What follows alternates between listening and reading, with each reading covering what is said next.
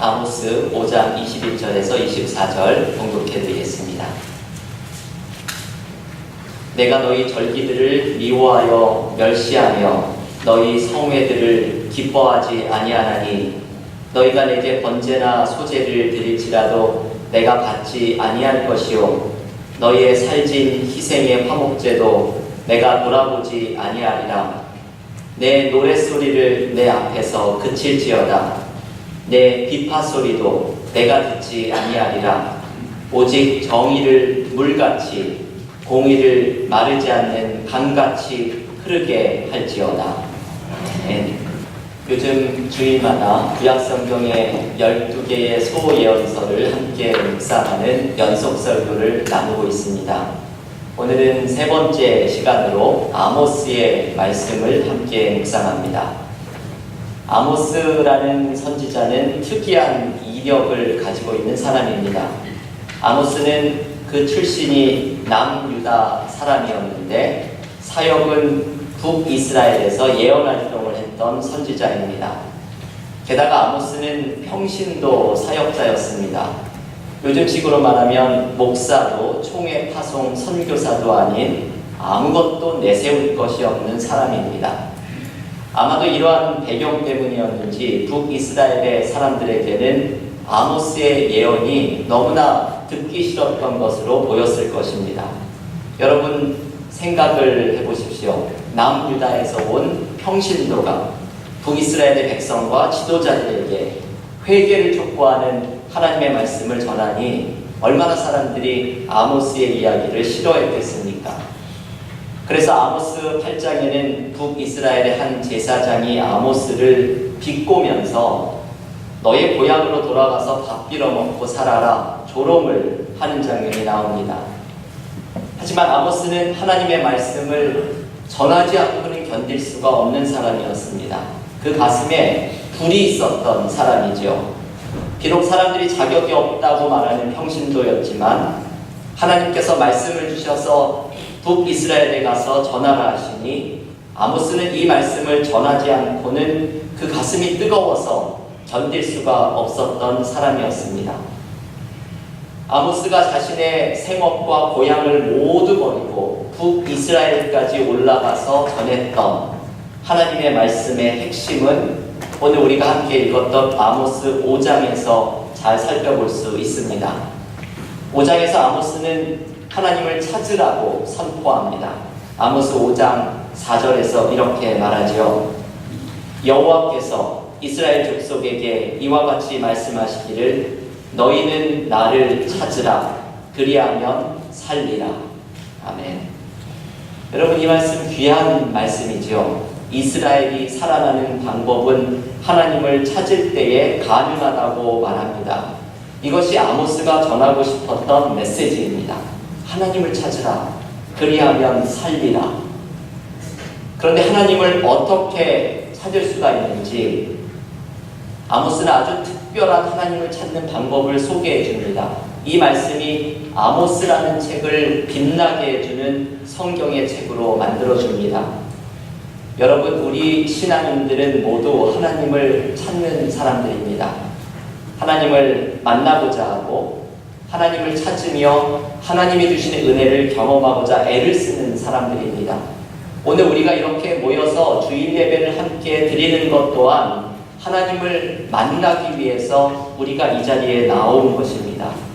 그런데 여러분 우리는 하나님을 찾을 때 어떤 모습으로 하나님께 나아가고 있습니까? 지금 이 주일 예배에 우리는 어떤 모습으로 나와왔습니까? 조희선이라는 시인이 지은 주일 예배당이라는 시가 있습니다. 이 시에서는 주일 예배 때 하나님을 찾는 우리의 모습을 이렇게 소개합니다. 여기 빈자리, 참 부산하게도 앉았다들 떠난 자리, 당신은 침묵으로 고요로 이제야 임하십니다. 신을 벗어야 할 자리, 그러나 모두들 바빠서 입은 옷들 그대로 잠시 머물다 가버린 자리, 이렇게 당신의 주일은 참 쓸쓸합니다. 이 짧은 시는 주일 예배가 끝난 후에 쓸쓸한 예배당을 보여줍니다. 텅 빈 예배당이 쓸쓸한 것은 사람들이 가버렸기 때문만이 아니라 그 자리에 앉아 있었던 사람들의 모습이 쓸쓸했기 때문입니다. 하나님을 만나고자 예배당에 나와왔지만 모세처럼 하나님 앞에서 신을 벗기는커녕 모두들 무엇이 그렇게 바쁜지 입은 옷들 그대로 잠시 머물다가 가버리니 어떻게 하나님을 만날 수 있었겠습니까? 그래서 시인은 모두가 가버린 예배당의 빈자리에 비로소 하나님이 고요 가운데 임하신다고 말을 합니다. 하나님을 만나지 못하는 예배의 모습을 꼬집는 바로 이 시처럼 오늘 아모스 또한 우리가 하나님을 만나지 못하는 예배를 꼬집어서 이야기합니다. 오늘 보면 아모스 5장 22절에서 23절은 이렇게 말하지요. 너희가 내게 번제나 소제를 드릴지라도 내가 받지 아니할 것이요 너희의 살진 희생의 화목제도 내가 돌아보지 아니하리라. 내 노랫소리를 내 앞에서 그칠지어다. 내 비파소리도 내가 듣지 아니하리라. 하나님께서 이스라엘의 예배를 받지 않으시겠다고 말을 합니다. 제발 부탁이니 그 찬양 소리를 내 앞에서 멈춰달라고 말씀합니다. 여러분, 우리가 이런 말을 하나님께 듣게 된다면 얼마나 슬프겠습니까? 제발 그 찬양 소리를 그쳐라. 너의 예배를 내가 받지 않겠다. 아모스가 이렇게 외치는 이유는 예배를 드리러 나온 사람이 올바른 모습으로 하나님을 찾고 있지 않기 때문입니다. 아모스는 하나님을 찾고 하나님을 만날 수 있는 올바른 방법을 가르쳐 줍니다. 그것을 한마디로 이야기하면 삶의 예배를 먼저 드리는 사람이 되는 것입니다. 그 예배자의 삶이 하나님의 뜻에 따라 살아가는 삶이 곧 예배가 된 사람이 되라는 것입니다. 이러한 사람이 하나님을 찾을 때에 하나님을 만나게 될 것이라고 아모스는 외칩니다. 여러분, 이 아모스의 외침, 하나님의 뜻에 따라 살아가는 삶의 예배를 드리라는 이 예배는 어떤 것입니까? 어떤 삶을 살아가는 사람이 하나님을 찾을 때에 하나님은 그 사람을 만나주십니까? 오늘 본문에서 아모스는 두 가지의 모습을 강조합니다. 첫째는 선을 구하는 삶을 살아가는 것입니다. 아모스 5장 14절의 말씀을 봉독해 드리겠습니다. 너희는 살려면 선을 구하고 악을 구하지 말지어다. 만군의 하나님 여호와께서 너희의 말과 같이 너희와 함께 하시리라. 네. 여러분, 아모스가 전하는 메시지가 아주 분명하고 간결합니다. 선을 구하는 사람이 하나님을 찾을 때에 하나님께서 그들과 함께 하실 것이라고 외칩니다. 이것이 참 중요한 메시지입니다. 선을 구하고 악을 구하지 말지어다. 아모스의 이 말씀은 신약 성경에서 사도 바울에게 참 중요한 메시지로 등장합니다. 바울은 로마서 12장 21절에서 악에게 지지 말고 선으로 악을 이기라 라고 말합니다.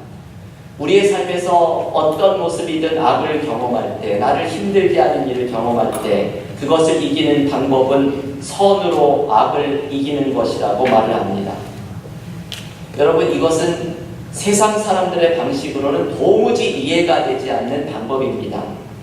우리는 누군가 나에게 악을 행할 때에 받은 대로 갚아주려고 합니다. 그것이 올바르고 정당한 일이라고 생각하고 그래야 사람들이 나를 무시하지 못할 것이라고 생각합니다. 하지만 바울은 악을 악으로 갚지 말고 오히려 선으로 악을 이기라고 선언합니다. 우리가 이 이해할 수 없는 방식을 따르게 되는 이유는, 신앙인이 이 길을 선택하는 이유는 우리가 먼저 이 은혜를 경험한 사람들이기 때문입니다. 하나님께서는 우리를 먼저 선으로 악을 이기는 방식으로 대하셨습니다. 본래 죄인이었던 우리는 하나님 앞에 바로 설 수 없고 하나님의 심판을 견디지 못할 존재들입니다. 그런데 악한 우리를 하나님을 심판하시기보다 우리를 살리시기 위해 그의 아들을 우리의 죄를 대신하여 십자가를 지게 하셨습니다. 십자가는 하나님께서 우리에 대해서 선으로 악을 이기는 방식으로 대하신 사건입니다. 하나님이 우리를 먼저 이렇게 대하셨기 때문에 이것이 십자가의 방법이기 때문에 우리가 살아나는 은혜를 경험합니다. 이 은혜를 경험한 사람 또한 하나님이 나의 삶에 요구하시는 삶을 살아가야 합니다. 악을 악으로 갚지 말고 선으로 악을 이기라. 모든 일에 선을 구하는 삶을 살아가라. 이때 하나님께서 우리의 삶에 함께 하시는 것을 경험하게 될 것입니다. 남아프리카 공화국은 악명 높은 인종차별 정책이 이루어졌던 나라입니다. 남아공의 인종차별이 마침내 끝나고 인종차별 시대에 행해졌던 반인간적인 범죄를 청산하는 시기가 왔을 때 한 끔찍한 사건이 심판대에 오르게 됩니다. 반더 브로크라는 백인 경찰이 한 흑인의 가정을 잔인하게 파괴해버린 사건이 있었습니다. 이 브로크는 어느 날 이 흑인의 가정에 찾아와서 그 아들을 총으로 쏘고 아버지를 끌고 가버립니다.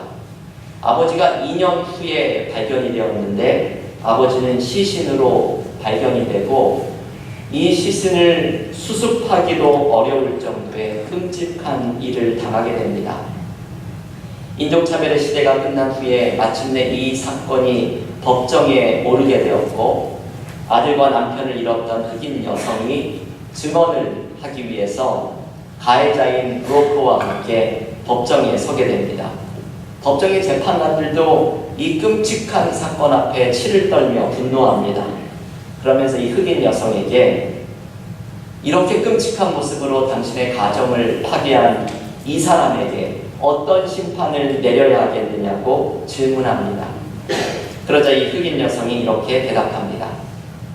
나는 3가지를 원합니다. 첫째는 아직도 제대로 수습하지 못한 남편의 유해를 수습해서 장례를 할 수 있도록 도와주십시오. 두 번째는 브로크 씨를 내 아들로 삼게 해주십시오. 그래서 남아있는 나의 사랑을 그에게 쏟을 수 있게 해주십시오. 그리고 마지막으로 내가 이런 용서를 베푸는 이유를 브로크 씨가 알기를 원합니다. 그것은 예수께서 우리를 용서하시기 위해 죽으셨기 때문입니다. 이 말을 마치고서 이 여성이 이 브로크를 안아주기 위해 법정의 반대편으로 걸어갑니다. 하지만 브로크는 자신이 지금 들었던 이 말에 너무나 큰 충격을 받고 이미 정신을 잃고 쓰러진 상태였습니다. 여러분, 이 믿기 어려운 이야기가 남아공에서 실제로 일어났던 이야기입니다. 가해자였던 브로크 자신도 이해할 수 없어서 정신을 잃을 정도의 이 엄청난 선을 이 흑인 여성이 베풉니다. 그런데 이 선을 베풀 수 있었던 이유는 예수께서 십자가에서 선으로 악을 이기는 은혜를 우리에게 먼저 베풀어 주셨기 때문입니다. 십자가의 은혜로 죄와 어둠의 사슬이 풀어졌던 것처럼 우리도 삶에서 선으로 악을 이기는 은혜를 베풀 때 그것에서 모든 묶임이 풀어지는 역사가 일어나게 될 것입니다. 여러분, 삶에서 우리가 경험하고 있는 섭섭함, 미움, 악은 이것이 또 다른 미움과 악으로 이어지게 됩니다. 섭섭함은 누군가의 또 다른 섭섭함으로 이어지게 되고 미움은 또 다른 미움으로 이어지게 됩니다. 악에서 악으로 이어지는 이 묶임을 풀어내는 방법은 누군가가 십자가의 방법을 선택할 때입니다. 선으로 악을 이기는 은혜를 실천할 때입니다. 이것을 실천할 때 모든 묶임은 풀어지고 기쁨과 자유가 우리에게 찾아옵니다. 그리고 바로 그것에서 우리가 모든 묶임을 풀어낸 기쁨과 자유 속에서 우리는 하나님을 만나게 됩니다. 우리의 삶에서 선을 행하며 선으로 악을 이기는 믿음의 사람들이 되어서 하나님이 함께 하시는 기쁨을 풍성히 경험하는 우리가 될 수 있기를 기원합니다. 아모스가 가르쳐주는 하나님을 찾는 두 번째 방법은 정의가 우리의 삶에 흐르게 하는 것입니다. 오늘 본문 아모스 5장 24절 말씀을 읽어볼 텐데요. 여러분, 이 말씀은 아모스의 암송 구절로 아주 유명한 말씀입니다. 주보 앞에도 있는 아모스 5장 24절 말씀, 우리 한 목소리로 함께 읽어보겠습니다. 오직 정의를 물같이, 공의를 마르지 않는 강같이 흐르게 할지어다. 아멘. 여기에서 정의나 공의는 같은 의미를 가지고 있습니다. 여러분, 정의가 강같이 우리의 삶에 흐른다는 것, 이 아모스 5장 24절의 말씀은 어떤 의미입니까? 한마디로 이 말씀의 의미는 하나님의 뜻을 실천하는 삶을 살아가는 것입니다. 하나님께서 우리에게 원하시는 올바른 삶, 나눔의 삶, 사랑의 삶을 살아가는 것을 의미합니다. 나의 욕심이 나를 이끌어가는 삶이 아니라 누군가를 향한 미움이 내 삶을 삼켜버리는 삶이 아니라 나눔과 사랑을 실천하며 하나님이 기뻐하시는 뜻을 이루어드리는 삶을 살아가는 것입니다. 이것이 정의가 강처럼 흐르는 삶을 살아가는 인생입니다. 여러분, 교회에도 이 똑같은 모습이 펼쳐져야 합니다. 교회에도 하나님의 뜻을 실천하는 삶이 강처럼 흘러야 합니다. 때로 교회가 이런 모습이 부족해서 세상의 사람들에게 걱정을 살 때가 있습니다. 한국의 고정희 시인이 쓴 행방불명 되신 하나님께 보내는 출소장, 좀 긴 제목의 시이죠. 이 시에서 교회의 좀 잘못된 모습을 아프게 지적을 합니다. 여러분, 한번 이 시에 귀를 기울여서 들어보십시오. 이 공궁한 시대에 교회는 실로 너무 많은 것을 가졌습니다. 교회는 너무 많은 재물을 가졌고, 너무 많은 거짓을 가졌고, 너무 많은 보태기 십자가를 가졌고, 너무 많은 권위와 너무 많은 집을 독차지하고 있습니다. 너무 많은 파당과 너무 많은 미움과 너무 많은 철조망과 벽을 교회는 가졌습니다. 빼앗긴 백성들이 갖지 못한 것을 교회가 다 가졌습니다. 잘못된 권력이 가진 것을 교회가 다 가졌습니다. 그래서 교회는 벙어리입니다. 그래서 교회는 장님입니다. 그래서 교회는 귀머거리가 된 지 오래입니다. 그래서 교회는 오직 침묵으로 번창합니다.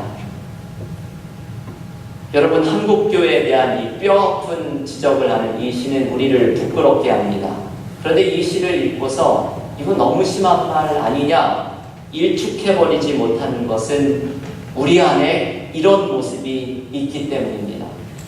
과연 이러한 교회 안에서 하나님께서 오늘 아모스를 통해 말씀하시는 정의가 강같이 흐르게 하여라, 이 말씀이 교회 가운데 이루어지고 있습니까? 교회는 아름다운 교회의 모습을 노래하는 이야기도 있습니다.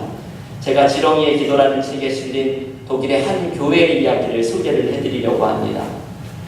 독일이 동독과 서독으로 갈라져 있었던 시절에 동독의 니콜라이 교회라는 곳에서 월요일마다 기도회가 열립니다. 사람들이 월요일마다 모여서 동독과 서독의 평화적인 통일을 위한 기도회를 매주 월요일 5시가 되면 사람들이 모여 기도회를 시작합니다. 1982년 시작이 되었던 이 기도회가 처음에는 독일의 통일을 위한 것이 주된 기도였지만 나중에는 독일의 정치, 경제, 사회, 문화 전 분야에서 하나님의 뜻이 이루어지기를 함께 기도합니다. 여러분, 이것이 참 귀한 모습이죠. 우리는 나라와 역사를 위해 기도해야 합니다. 교회는 나라와 역사를 위해 기도해야 합니다. 우리는 떠나온 조국인 대한민국과 이곳 미국 땅에 하나님의 뜻이 이루어지기를 기도하면서 나아가야 합니다. 교회가 이 기도를 드리는 공동체로 서야 합니다. 니콜라이 교회가 이 평화 통일을 위한 기도회를 시작을 하면서 1989년에 이르러서는 약 2,000명의 시민들이 모여서 기도회에 참석하기 시작합니다. 이 숫자가 너무 많다 보니까 교회 바깥에도 사람들이 모이게 되면서 자연스럽게 평화 행진으로 이어지게 됩니다. 동독의 정부는 기도회가 시민운동으로 번져가는 것처럼 보이자 강경 대응에 나서게 되지만 사람들은 더 모이기 시작해서 1989년 10월 9일에는 7만 명이 모여 기도회를 드리고 평화행진에 참여합니다. 이 기세가 동독 전역으로 번져나가더니 마침내 한 달 후인 1989년 11월 9일 베를린 장벽이 한순간에 무너집니다. 베를린 장벽이 무너지던 날 독일의 한 거리에는 이렇게 적힌 현수막이 걸리게 됩니다. 우리는 교회에 감사하노라. 저는 이 마지막 문장을 읽는 순간 가슴이 뜨거워지는 것을 경험했습니다. 우리는 교회에 감사하노라. 믿지 않는 사람들이 현수막을 내걸고 우리는 교회에 감사하노라 고백을 하는 것입니다. 여러분, 이것은 교회를 통해서 하나님의 정의가 강같이 흘러나갔기 때문입니다. 하나님의 정의가 강처럼 흘러가면서 하나님의 은혜가 함께 흘러갑니다. 이 은혜의 강을 타고 사람들이 하나님을 알게 됩니다.